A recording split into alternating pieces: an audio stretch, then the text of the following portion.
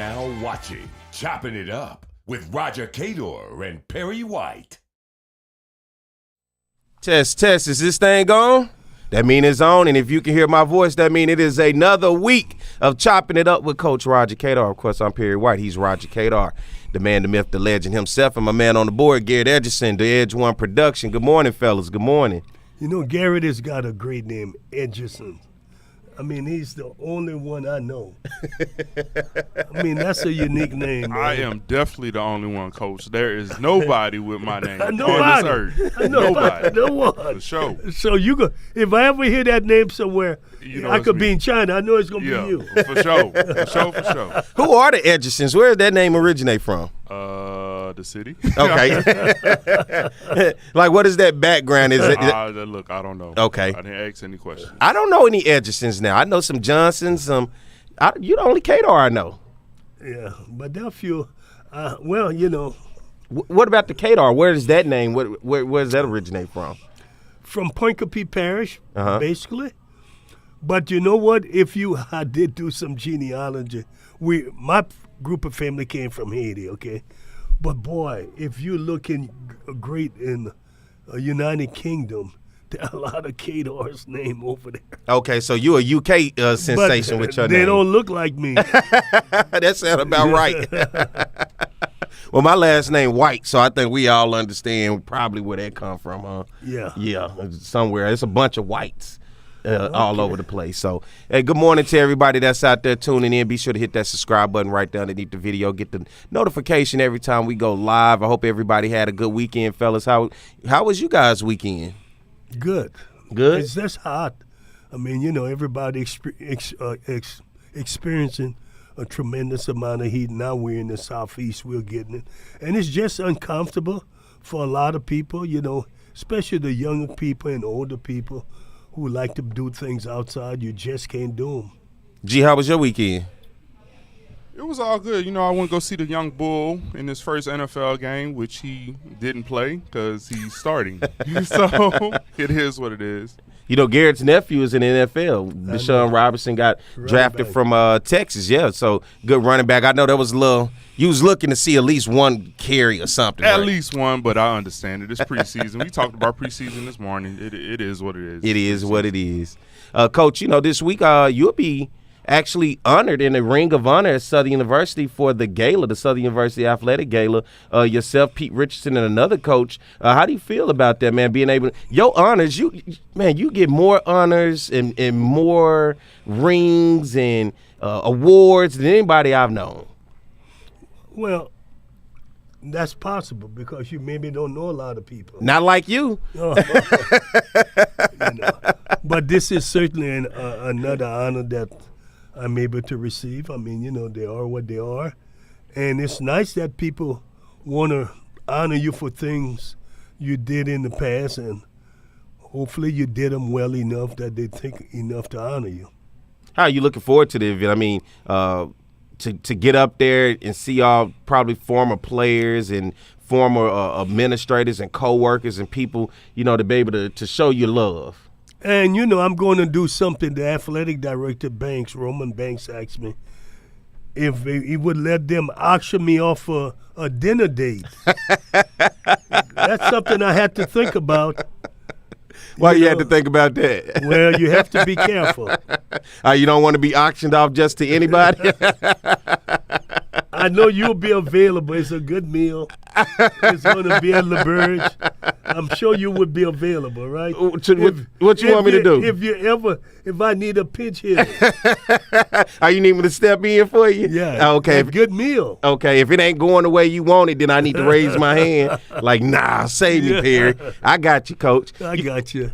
You know, you talk about being honored, and especially with this being a Southern University gala, when you talk about Southern baseball, of course, and when you just not even baseball, when you talk about just legendary status in which you are in the world of athletics at Southern University in the SWAC for HBCUs, and for me, it goes beyond that, just within the state of Louisiana and nationally. I think what you were able to accomplish at Southern for so many years and being consistent I think hands down that is a success story that you could put up against anybody in their success no matter where they at, because a lot of people had resources. But when you look at Southern University, you weren't just the only legend and the great, but there were others that came and created something magical within their own programs. Talk about some of those other names throughout history at Southern that have been magical for their programs the same way you were for baseball. Well, even though I never met Ace Mumford, obviously he was magical for what he did. I'm going to stay in football, obviously. Pete Richardson, we hadn't had a lot of people who did something, sustain it over a period of time the way Ace Mumford and Pete Richardson did. And football may be a little more challenging to do it. But if we go to track and field, there was a guy by the name of, in the early years, Richard Dick Hill, the man who hired me to be the baseball coach at Southern. Really? Richard Dick Hill had some of the greatest track teams at Southern University. And then Johnny Thomas came and really did a great job that no one ever talked about. I feel honored about Johnny because his office and my office were right next to each other. Oh, what was those conversations like? Well, we talked about a lot of things, and, we were completely different, our opposite, in the way we did things in terms of public relation. I was a public relation person. He was not. And that doesn't make him a bad coach or a bad person. It's just that that's what I was. I understood some things that I had to do, and I was going to do them because that was the only way I could raise some money and bring attention to the program if I was going to be able to sell the kids on working hard and doing things. I had to do some things myself and let them see that I was working hard for them. And that's what I did. So Johnny Thomas really did a lot of good stuff. And then the one person that's probably going to be missing is Cliff Johnson. He coached tennis at Southern. And I'll tell you, he had some really good teams, won a lot of championships. And all of that was in my primary years at Southern when I was coaching. We did a lot of stuff together. So, and did I mention Ben Jobe in basketball? Ben Jobe, obviously, is another guy who did. And I'm looking at sustaining thing over a period of time. You know what I'm saying? Because that's what you get recognized on. Either you're going to win a lot of big games in a short period of time or win a lot of games in a long period of time and win championships. And I look at the time when it was Ben Jobe, Pete Richardson, myself, and Johnny Thomas. Southern was blessed with 4 coaches who were winning championships after championships after championships. And a lot of, Johnny Thomas just got overlooked. They didn't talk about those championships that he won. He's not with us today anymore, but I want to be able to sing the song and say how well he did as a coach, not just with the men, but with the women also. You look at Southern University, you talk about being blessed with being able to have coaches like you guys. What made you guys so special, different, but special at a place with low resources? And you look around, because a lot of athletic programs, athletic departments would have loved just to have just some of your success. But you guys were able to do it at Southern. When I look at a lot of programs, they've never had sustainable success. I think we fed off of each other. We talked to each other. And that's huge, just being able to communicate with each other. And I never talked to Johnny about what he was doing to win or Ben Jobe or Pete. We just talked, in my recollection, we only spoke general and laughed and talked about, how things were going, but never much about winning. And, I mean, Ben Jobe and I've coached basketball, so I know a little about basketball. So, and when Ben and I talked, Ben only talked about if he could keep him healthy, and he wants to be able to get a shot off every so many seconds. That was his goal. We talked about that kind of stuff. And because I coached under a coach who was a fast breaking oriented coach, and to be able to get shots off as quick as possible give you more of a chance to win. The more shots you can take. Man, it really, when I look back at it from what you're saying and me being a lover of Southern, but most of all, I love sports. And when I look at sports, particularly at our HBCUs and like Southern, I look at how much history is lost. And I'm thankful to be right here with you to be able to get this history from you and be able to hear these stories, because I wasn't around, may not have been born or old enough to know. But, man, there's so many great legends that we have lost, that those stories are gone with them. And for me, that's the heartbreaking part when we talk about legacy, when we talk about keeping our history, archiving our history. And I've been big with that. Garrett has been too, of archiving our history and being able to keep that. And I think that's what's been a real lost cause in terms of keeping a lot of excitement and hype up for a lot of our HBCUs, because we think a lot of things just are happening within the past 20 years, but yet we don't realize what was the greatness before that. That's because as the past 20 years, you got a camcorder or a video, and now in today's world, the phone.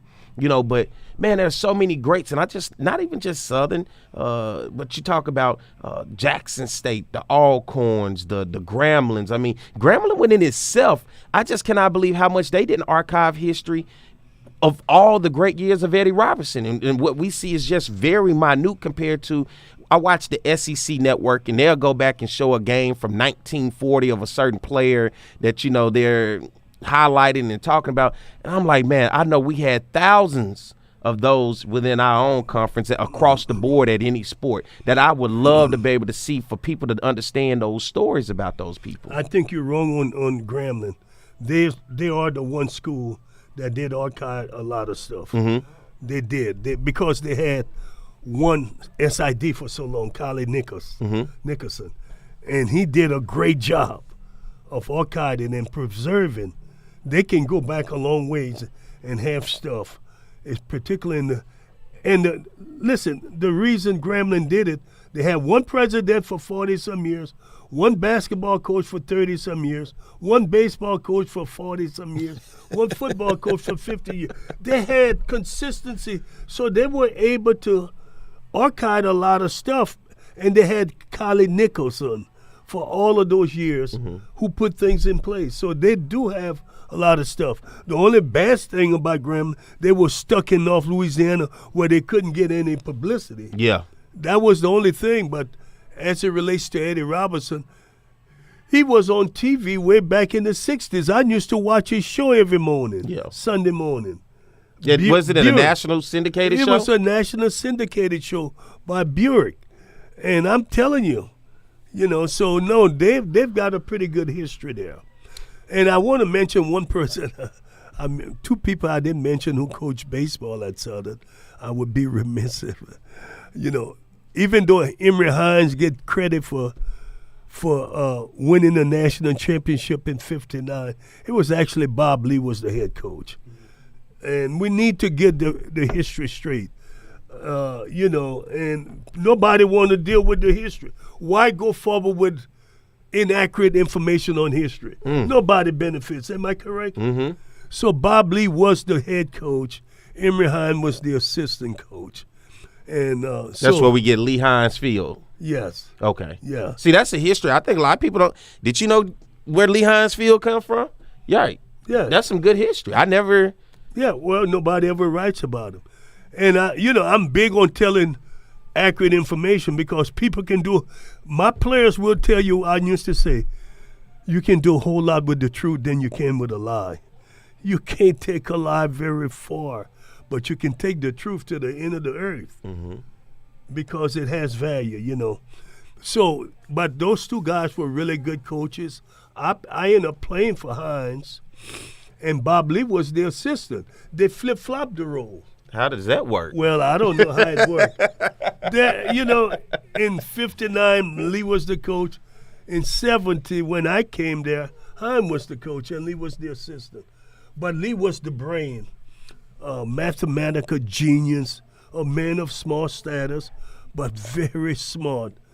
And, he was a smart man. So I had that opportunity to play under those guys. The world of being able to have a job for 30, 40, 50 years just does not exist anymore, huh? It exists, but nobody wants it. It's out there for the taking.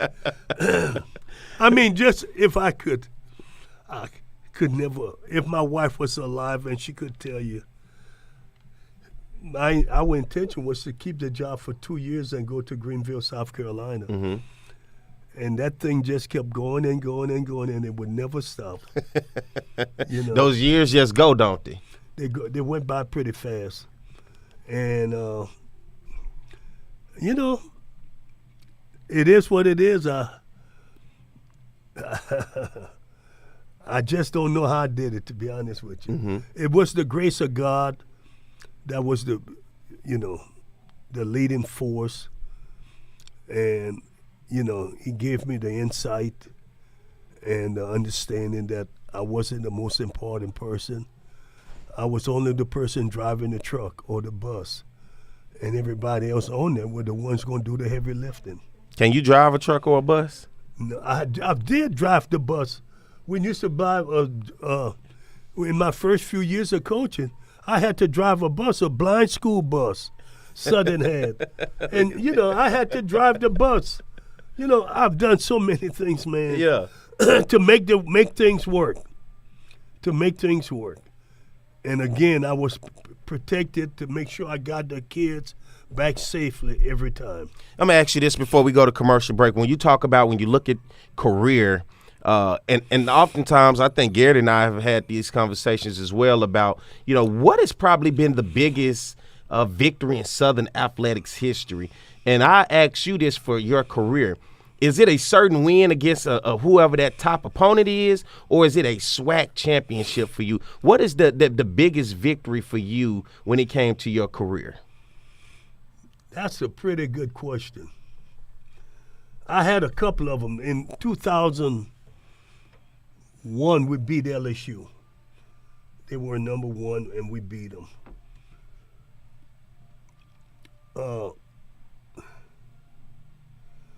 But in 2003, we beat Southern Miss at Southern Miss in the most racist, dominated situation you ever want to be in. And they kept calling us the N-word and the N-word, and they did everything they could. And I was able to keep my players focused. Said don't, because the people at Southern Miss who were supposed to control the crowd didn't do their job. Because they knew we were beating them, and they couldn't live with it. And we stayed focused, and we beat them. And to me, that was a great victory because in what it did, it not only beat a team, but it beat racism for a few seconds. We defeated racism. To me, that's the biggest win. And my kids learned something from that, that if you just stay focused, you can overcome that kind of foolishness. I was curious to know that, man. That's some good stuff right there. That's deep. That's real deep. I like to hear that. That's really good stuff right there. All right, let's get ready to take a break. Coach got me all Black Power up in this thing. All right, let's take a break. We'll be back more chopping it up with Coach Cador. I'm Perry White, Garrett Edison. We'll be right back. Some Baton Rouge business travelers travel out of Baton Rouge. Some don't. The ones that do know BTR is all about being closer, more convenient, with non-stops and short hops to anywhere their business takes them. They also know not flying BTR means more traffic, longer lines, and wasted time. So if it's about going from driveway to runway with a lot less highway, isn't it about time you flew BTR? Baton Rouge Metro Airport. It's about time. Smart Baton Rouge business travelers travel out of Baton Rouge because BTR is so close and convenient, they're always one step ahead, rather than dead on their feet. So, isn't it about time you flew BTR? Baton Rouge Metro Airport. Getting a letter from the IRS that you owe back taxes can be scary, but it doesn't have to be. Call Go Tax Resolution in Lafayette at 337-420-1040 today. We'll help stop garnishments, levies, and seizures immediately. With over 35 years of dealing directly with the IRS, our team of local professionals will help you pay the least amount possible. So if you owe back taxes to the IRS, you need help. Call the tax professionals at Go Tax Resolution in Lafayette at 337-420-1040. Your go-to tax relief. Looking to get some keys made, locks rekeyed, or a wide variety of new and used safe? Then look no further than the trusted choice of Alfred Safe & Lock. Conveniently located off of Government Street in Mid-City, Baton Rouge. Trust the expert locksmith at Alfred for all of your residential, commercial, and industrial lock and safe needs. Trusted by Baton Rouge and me, Roger Cador, to protect what is yours since 1946. Take your fun full throttle with a single touch. There are places to fly high, swing low, or make the old bell ring. Your targets are in sight. Better your game by playing ball of almost every variety. Need to catch your breath? There's a place for that too. Have a passion? We've got the place. Gear up for where the rubber meets the mud, or stir up memories of a lifetime. Reach new heights. Gravitate towards something out of this world. Even travel back in time. You might like a little drama in your life, or get in touch with your inner nature lover. Release some pent-up energy while you're at it. There's plenty to do beyond the swing sets. BRAC, we're more than a playground. Hey, Coach Roger Cador here. There's something about teamwork that brings the best out in any business. When I need a tow, I call Roadrunner Towing. Roadrunner's 4 generations strong and homegrown right here in Baton Rouge. Thanks, Coach. There's no job too large or too small. Call Roadrunner for quick, reliable, exceptional service. We don't want an arm and a leg. We just want your toes. And remember, take time each day to be a blessing to someone. Thank you.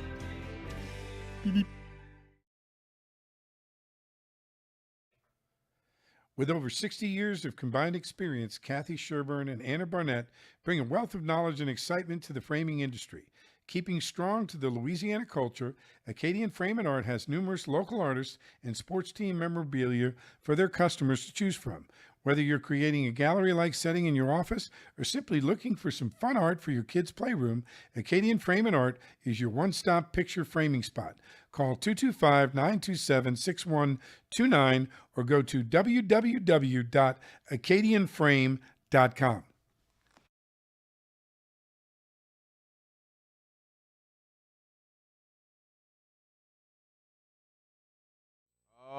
All right, we're back. More Chopping It Up with Coach Cador. I'm Perry White. He's Roger Cador, my man on the board, Garrett Edgerson. Good morning to everybody that's listening. Hit that subscribe button right there underneath the video. Get that notification every time we go live. Good morning to Edwin Moore. Edwin, Coach X. Coach Cador, I love how you speak our history to allow some to record it. Do you write any of your or Southern history to leave for decades to come? No, Edwin, and Perry just gave me a good idea that it's never too late as long as you can breathe. That's it. And talk and think. And so that may be something we're looking into because, again, most of our history is over and you have to preserve it. And it's no better to have someone who been around it for the last 40, 50 years, you know. And I've been around it since 1970. So I've got a long history to talk about it. And I'm still fresh of mind. That I can, you know, Perry PJ, as I call him, sometimes challenge me, you know. That's good. Yeah. You challenge me. And, you know, we was talking about it because, you know, it's not often people get to be in a position or a place for 40 years and to be able to have that type of insight of the coming and going, because you saw a lot of coming and going, not just at the school, but around the conference around you. And just a lot of handshaking, a lot of conversations had, and then to be amongst those other greats that you talked about earlier in the show, that, like you talked about the track coach, people may not know as much about him, but a perspective from Roger Cador, a legend shedding light on another legend that may not have had the light shed on him, that'd be tremendous in my eyes. It would, and there's something else I want to share. You know, all of that property on the south side of the Hardin that comes on from Southern's campus. Now they're built. In 1971, U.S. Dean Jones was the athletic director. And how could I say to him, as a young child, I said, Dean, why don't we purchase that property? And I was thinking so far ahead, even then. And he said, oh, we don't need it.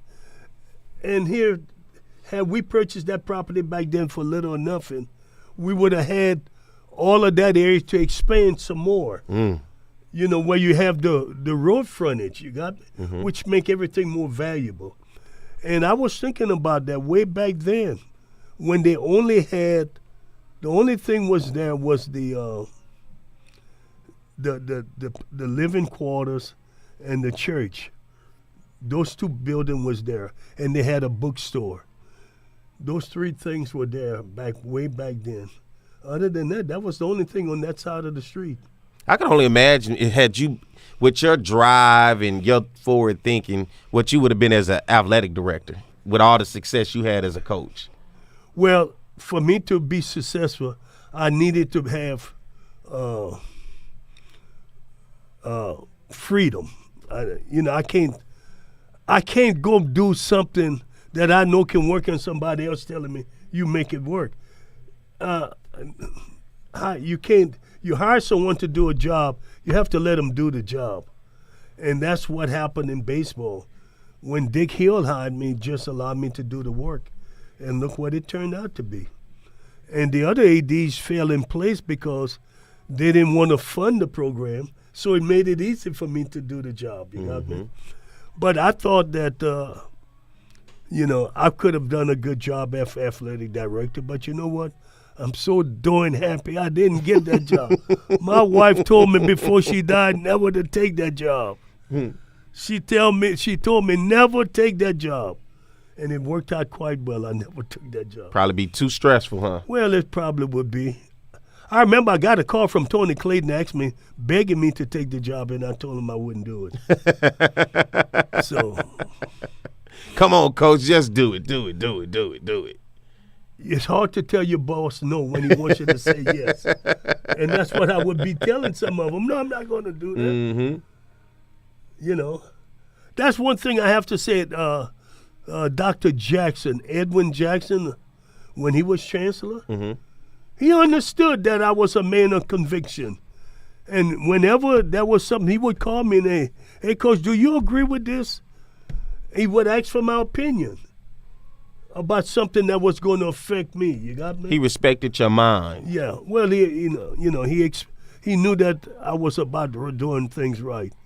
And he would always call or ask me, hey, are you okay with this? And I really respect that man for that. They need to. Would you be against if they were to say we want to rename the baseball field from Lee Hines Field to Roger Cador Field? You can't do that. You can't? There's no need to do that. You can't do that? I could have listen, if I wanted the field, they was going to put Roger Cador Stadium. Okay. I could have done that. Roger Cador Stadium in Lee Hines Field? Yeah, I could have done it, but that was a reason. And people said, why would you want a building named after you rather than the stadium? Most people would have jumped at the stadium. I jumped at the building. I'm going to push something going to have to be named. In baseball, that's going to have the legendary Roger Cador. Nobody at Southern has more Hall of Fames, more Ring of Honors than you. And for that program to be there, not just because of you, because there's a history before you, but for 40 years, you were the purpose of that program and helped get that stadium built and helped get everything of what we love in that baseball program and what you're still doing with your work today. Dealing with MLB, opening up the doors for HBCU players of the world today, giving opportunities, all of that still matters to where you still putting in the work, whether it's on the field or off the field. Yeah, the thing about that whole area over there, I raised the money to build a baseball field and to build a clubhouse. I mean, a lot of that doesn't happen anymore, especially at HBCUs. Eddie Robertson probably did some things when he was at Grambling, But where else? Where else in America someone is going? They're not going to do it. They're not going to do it, and so it's. I could say I'm the last of the Mohicans, but I'm not a Mohican. But nobody else is going to do it. It's too difficult, too much failure involved that they don't want to deal with, and I just didn't understand. I understood failure was a part of the whole issue. I understood that. But it only was a motivational part in the whole scenario. I knew I was going to hear no. I did, and I took it in stride and kept moving and got a lot of stuff done. That's quite amazing, man. And that's once again like this book right here, Against All Odds. I think it pretty much gives you an idea of the type of guy that Coach Roger Cador is. And it says legendary baseball coach. Rightfully so, right? You wanted to bring that out. Huh? Yeah, rightfully so. It's on your book. It says someone wrote that. Someone did it. Trust me. Oh, you didn't put that on there? I would never have done that. I could never have said that about myself. I didn't have to brag. No brag, just facts. Yeah. The McCoy, Hatfield and McCoy. You remember that? The families. Yeah. Yeah. Okay. My man said, no brag, just facts. Let me ask you this. Like at a job interview, and we'll move on. At a job interview, they say, give me 5 words that you think best describe you. And I'm going to ask you this, Coach, legendary baseball coach Roger Cador. Give me 5 words that you think best describe you. Never gonna give up. You got to count that? All right. Never gonna give up. That's it. That's. I remember my wife telling my son that, our son, one thing about your dad, he's unique. Once he starts something, he doesn't stop. He doesn't let it fall. And, never going to give up. Never going to give up. And a lot of people don't understand it. They consider it like both a gift and a curse because people don't understand what it's like to be persistent, to keep coming, to just keep knocking. You say no, I just keep knocking, I just keep coming. A lot of people don't understand that type of drive to have. One of the things I used to tell my players when I'm giving them motivation to speak is the drop of rain that falls in the same place on the concrete. And if it does it every time, what does it do? It puts a hole in the concrete. And the rain is just a drip. It's not hard. It's just a drip, but it's so doing consistent. It pierces it. And something as small as that can now get the players to thinking, Coach has got something here. Mm-hmm. Because they've seen that before. They've seen it before. Or they can go in the backyard and see a pile of ants and how one ant worked tirelessly to get the job done. Just a small little ant. Just worked so tirelessly. And they could see themselves as being a part of that ant's kingdom, working hard on the team to make it work. Those are the kind of things I talked about because they all had physical structure that they could see. It's hard to tell a story and sell someone on something not visible. Mm-hmm. If you tell them a story on something that has visibility, doing it, they can see it a lot easier. And that's what's one of my strengths, is that I always try to tell them about something they not only could see, but they could feel. I like what you talked about, that raindrop, and it opens up that crack in the ground. And what I like when you take it the next step further, the rows that grew from the concrete, that rows that had to push through. Something had to start so small, but then it came out to become so beautiful. Right. And grew from that concrete. And nobody expects a rose to grow out of the concrete. Nobody else ever expects that. But it happens. It does. Let's get ready to take a break. We're going to come back, and we're going to talk about some Little League World Series. I hope you guys have been paying attention. All eyes on Williamsport this week, and so are ours. And so we'll talk about that when we come back, all right? So stay tuned. We'll be back with more Chopping It Up with Coach Cador. Some Baton Rouge business travelers travel out of Baton Rouge. Some don't. The ones that do know BTR is all about being closer, more convenient, with non-stops and short hops to anywhere their business takes them. They also know not flying BTR means more traffic, longer lines, and wasted time. So if it's about going from driveway to runway with a lot less highway, isn't it about time you flew BTR? Baton Rouge Metro Airport. It's about time.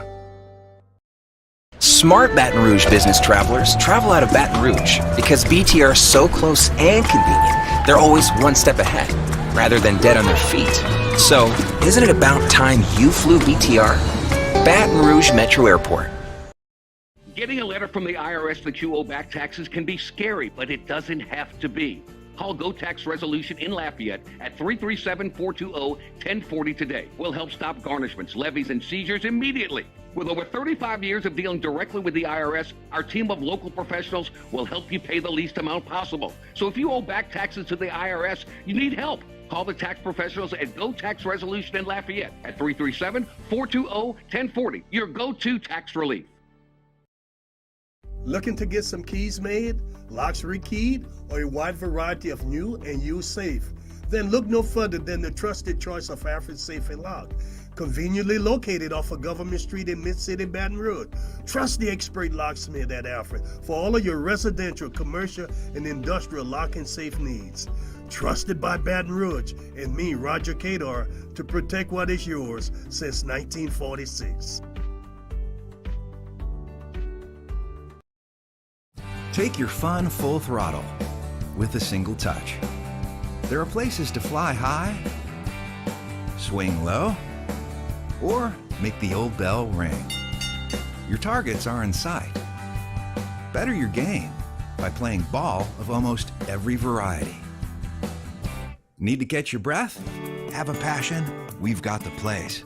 Gear up for where the rubber meets the mud, or stir up memories of a lifetime. Reach new heights, gravitate towards something out of this world, even travel back in time. You might like a little drama in your life, or get in touch with your inner nature lover. Release some pent-up energy while you're at it. There's plenty to do beyond the swing sets. Breck, we're more than a playground. Hey, Coach Roger Cador here. There's something about teamwork that brings the best out in any business. When I need a tow, I call Roadrunner Towing. Roadrunner's 4 generations strong and homegrown right here in Baton Rouge. Thanks, Coach. There's no job too large or too small. Call Roadrunner for quick, reliable, exceptional service. We don't want an arm and a leg, we just want your toes. And remember, take time each day to be a blessing to someone. Thank you.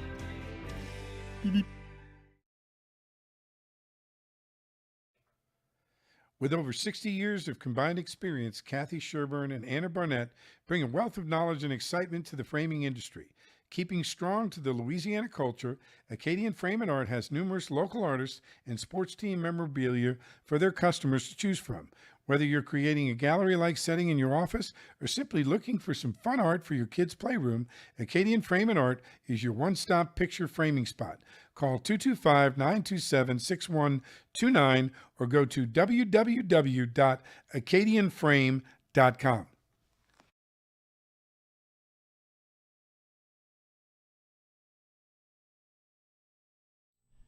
All right, we are back. More of Chopping It Up with Coach Roger Cador. I'm Perry White. He's the man, the myth, the legendary baseball coach, Roger Cador, the author of Against All Odds. My man, Garrett Edgerson of The Edge One Production on the board.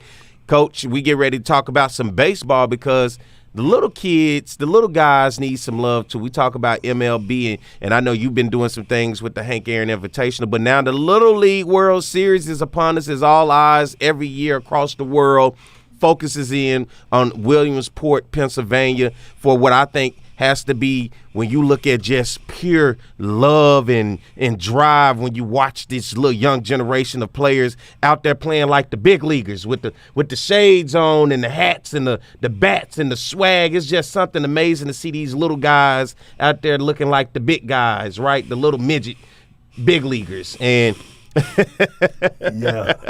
you look at the Southwest Regional Championship, a team from right here in Louisiana, Gonzales, Ascension Parish. They fought hard, made it to a championship game, but they fell to a team in Texas 5-3. You look over at the Southeast Regional, a team from Tennessee beating a team from Florida 4-1. Thursday of last week, Ohio beating Illinois 4-0. Maine beating Massachusetts 2-1. And in a big one that I like, some big kids out that way, Washington versus Alaska. I didn't know how much baseball is being played in Alaska, right? But Alaska not getting the victory. Washington winning 12-5. And then on Friday, North Dakota beating South Dakota. Battle of the Dakotas for the Midwest Regional Championship, 9-7. Pennsylvania beating the D.C. area, Washington, D.C. 2-0. This thing went a little extra in the final. I saw in the that seventh game. inning. Good game. Yeah. Nevada versus Utah, 10-0. Rhode Island over New York, 7-1. And have you seen the California kids? I watched all these other kids. It's like all the California kids are 5'10", 160, 170. Of all the little leaguers, the biggest ones seem like they came out of California this year. Well, I hadn't seen California, but historically, they do have good players there. And the reason I think California is that they specialize more in baseball. Mm-hmm. That's why. And, you know, they can get an athlete at a young age and he specializes rather than in football. He's in baseball. So that's one of the reasons I think California is doing well. But I have a special interest in this year Little League teams. Mm-hmm. And it's an international team. And it's from Cuba. Mm-hmm. Cuba is, for the first time, is able to participate. Mm-hmm. And it's because of the foolishness that, people with Cuba holding it against them with American politics. Oh, yeah. And Obama had laid down some things, made it easier, and during Trump went back and took it away. Mm-hmm. We were making progress. These people are no threat to America. Do you think Cuba is a threat to America? I think at a time No. it was. No. I don't think they're a threat. But they're going to be in the World Series, and I got to see a documentary on it this morning, and it almost made me cry because Sounded I saw inspirational. Yeah. The kids, something about those kids, the determination, and all of those poor mothers, single mothers, who don't have nothing. They don't even have bases, real bases that they use. You know, and I looked at the glove they had. Those were hand-me-down old glove that you could tell an older person fix and patch so they could have. I mean, that is something to behold, to be honest with you. But so we should see them. We know that Japan has won that thing 5 times in the last 20 years.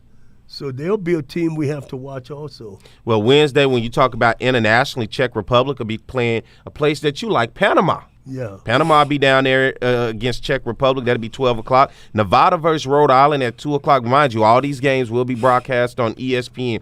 And then, unfortunately, for your Cuba team, they put them up against who? Japan. Oh, that's going to be a tough outing for them. Let's see, can they be up against all odds and come out of there? Because, of course, I think you would have to look at Cuba being the underdog in that one against Japan, right? Oh, yeah. Japan is going to be a team to beat. I mean, they're just – it's a machine they have over there. Mm-hmm.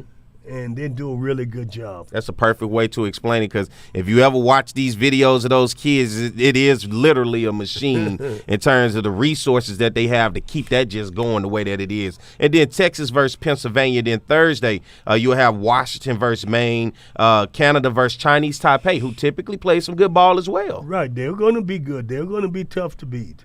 And then California versus Ohio. So it'll be great to put your eyes on those games at the Little League World Series, Williamsport, man. For me, it's the stories that come along. Did you keep up when the Jackie Robinson team from Chicago went and played and kind of the controversy that happened with them? Well, what did you think about that team when you looked at that group of young African-American males and the success? And they were global superstars because of the success that they had, because they won the national championship against all the other American teams. I think they did well. It reminded me of a team out of Tampa back in the 80s. They had a coach by the name of Coach Reed, and it was an all-black team. This is where Dwight Gooden and all of them and Sheffield, them all came out of that program. And they were producing players after players after players.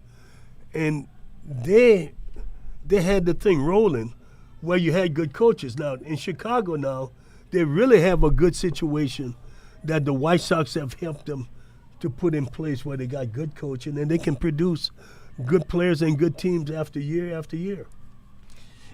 Have you ever had a player on any of your teams that played in the Little League World Series? Not that I know of. Yeah. No, I don't think so. You know, let me just say this. It's ironic that there are very few kids who play Little League Baseball going to play in the big leagues, okay? There are few players who play Little League Baseball go to college. And people may not say, when I say go to college, going to be really good players in college. I'm interested to hear this. It's just that the way Little League is structured today is mainly designed for kids with parents with money. That's why, and the better players ain't there. They've been locked out because they couldn't get in there. You got me? So if you look at the number of kids who are going to be college and pro players, the number is way down. But it's all the other kids who are not in the World College, in the Little League World Series, who gets to do that. I like that perspective. That's a good perspective, Coach. Oh, no, it's Little League is about money. I mean, you know, just think about it. That's why the poor kid teams don't win, you know. And there ain't that many good players. California may be the exception to the rule. And probably you're going to find one or two good players on the team. That's all they're going to get. That's it. Normally it's going to be a pitcher and a hitter and maybe a shortstop. For the most part, just regular kids. What is Louisiana background when you look at baseball and molding up baseball players? Because I heard, you know, that New Orleans area was like a hotbed for a while. I know around that area with St. Amant, they produced some great baseball players coming out of programs, I would say. But for you, when you look at a recruiting bed and you look around Louisiana, what does that look like in terms of baseball? The River Parish is the one place when it comes for black players. That was the one place where all of the players were coming out of for many years. St. James, St. John, those parish. And you may get lucky in New Orleans. I never had a lot of success with kids in New Orleans, and not a lot of success with kids in Louisiana in particular. So Atlanta was a hotbed for me, Chicago, Detroit, Houston. Those were the cities that sustained me for many, many years. That's interesting, the going to the Midwest and then those other areas around the South, like you say, Atlanta or Houston. I never thought much about it. Did you ever recruit in Arkansas, Coach? What you laughing at, G? Only signed a couple of kids out of Pine Bluff. I did sign 2 or 3 kids. They were pretty good players. Yeah. I went to a pretty good high school that had a pretty good baseball player as well. We had a coach by the name of Billy Brock. Back in the day, used to have many championships, fielded some great teams. So I was always curious where Arkansas came in when you recruited that area. I know Memphis had some good ball players too. Yeah, I never got lucky. Never got lucky over there. You know, Chicago, Detroit, Houston, Atlanta. Those were my 4 main big cities. And then I'll sprinkle someone in Mississippi, get lucky there, and pretty much maybe Florida I might get lucky, and that was about it. I would think, you know, Puerto Rico did well for me also. Oh, man, I would love to go recruit in Puerto Rico myself. It's a beautiful little country. Well, before the hurricane, I love Puerto Rico. You know? But, you know, people say, well, you go. When I went there, I went to work. Yeah. You know, we would leave. Somebody pick us up at the hotel at 7 in the morning, and we go outside the city limit to Caguas. And you're there until 7, 8, 9 o'clock at night. So we would be there all day looking at players, and that's how you find them. You got to be there.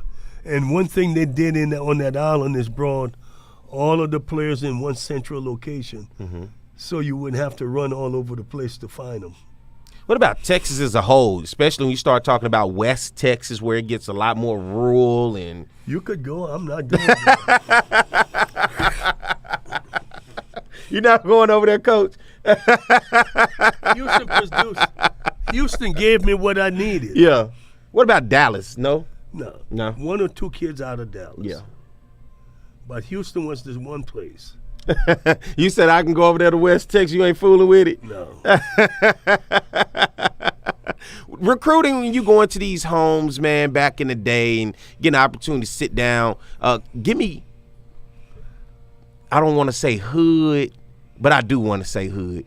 Give me that one situation where you just was like, man, this is tough. Like that one that you remember it was just the toughest neighborhood. When you pulled up, you just got out and looked around like, man. Well, I'm going. I couldn't even get into Detroit, Michigan, in 86. I'm sorry. I go into Motown, and it's 87. I'm sorry, 87. I go into Motown and go look for Grady Davison, the kid's name, and I got on the street, but they wouldn't let me. They wouldn't let me through. Really? And I didn't have a cell phone back then, so I had to drive to that store payphone. Hey, Grady, man, them guys ain't letting me through, man. Say, yeah, okay, hold on, don't worry, coach. Let me go there, and then by the time you get back, you'll be able to get there. So he got out of his house, walked down the street, talked to the guys. They let me in. They gave me the time to go in.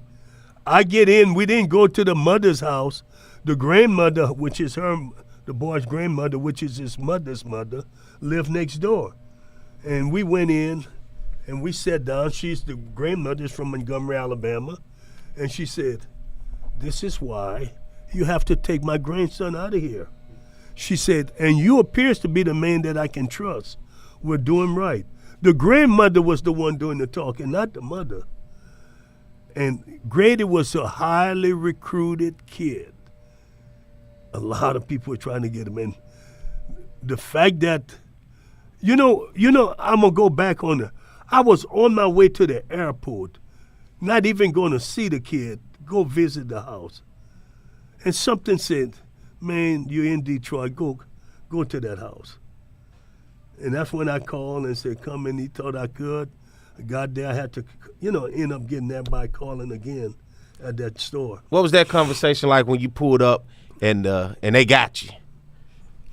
Well, they stopped me. They want to know what was I doing here. And I'm told I'm recruiting. Was you a little nervous? Hell yeah. Man, I had another situation.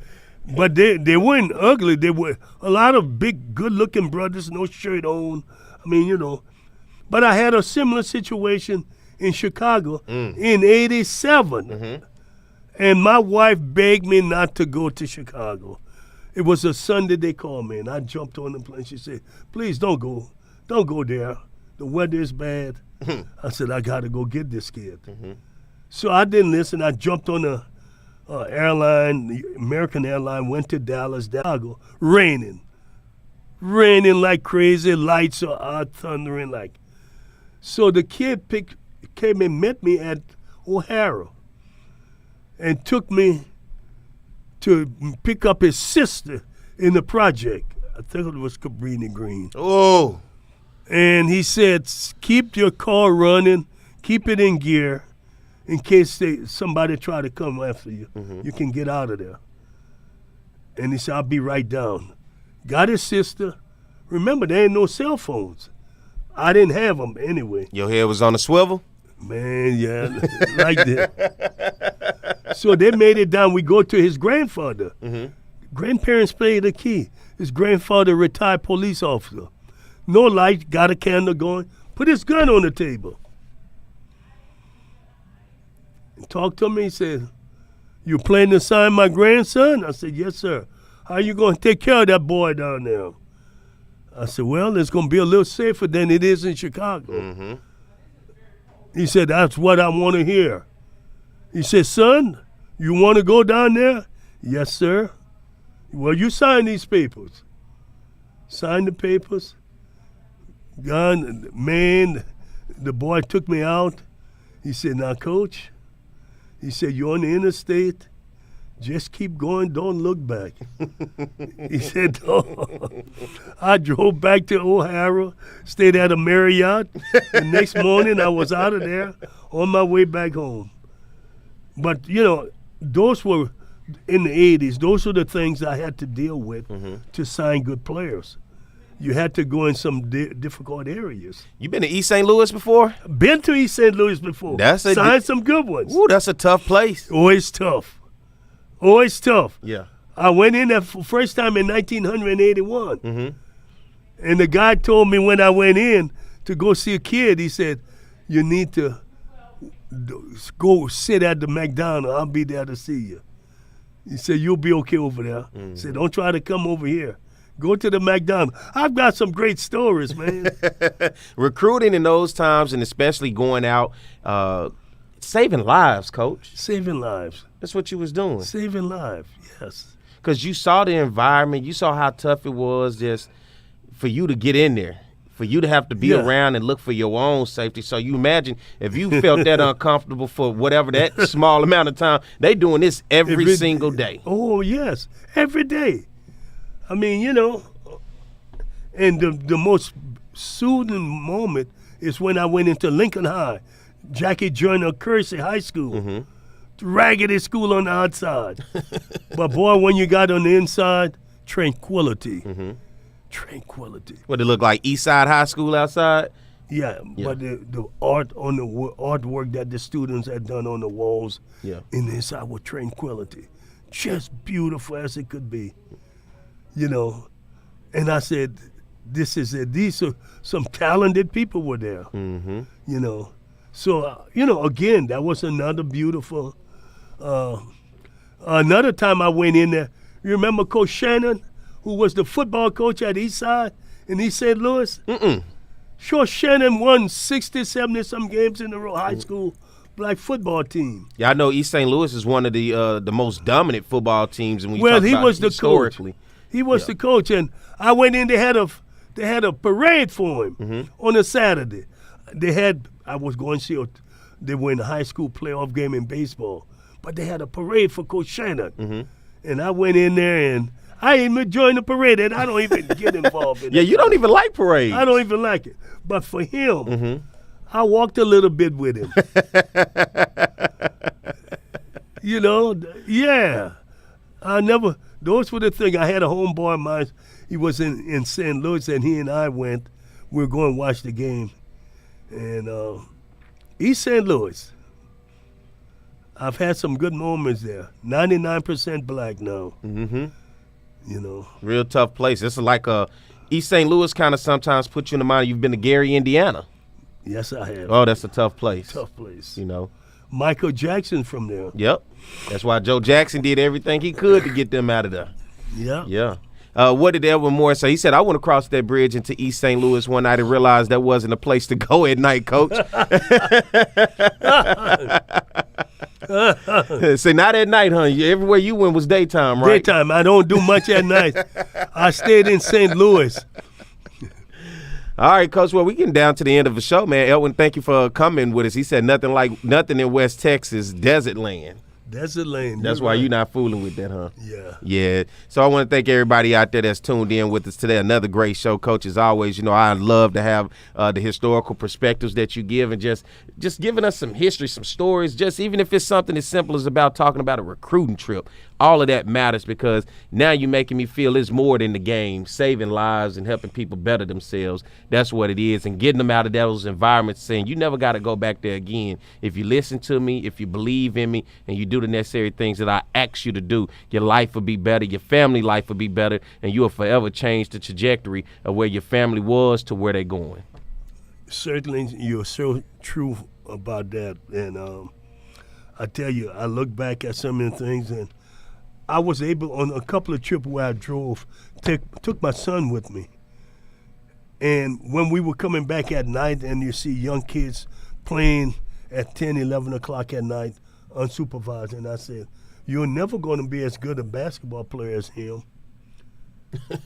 But I said, he's probably going to be in jail or dead by the time he's 17 or 18 years old because of lack of supervision.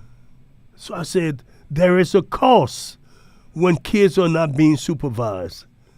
Some of them make it and do good. A lot of them don't. Yeah.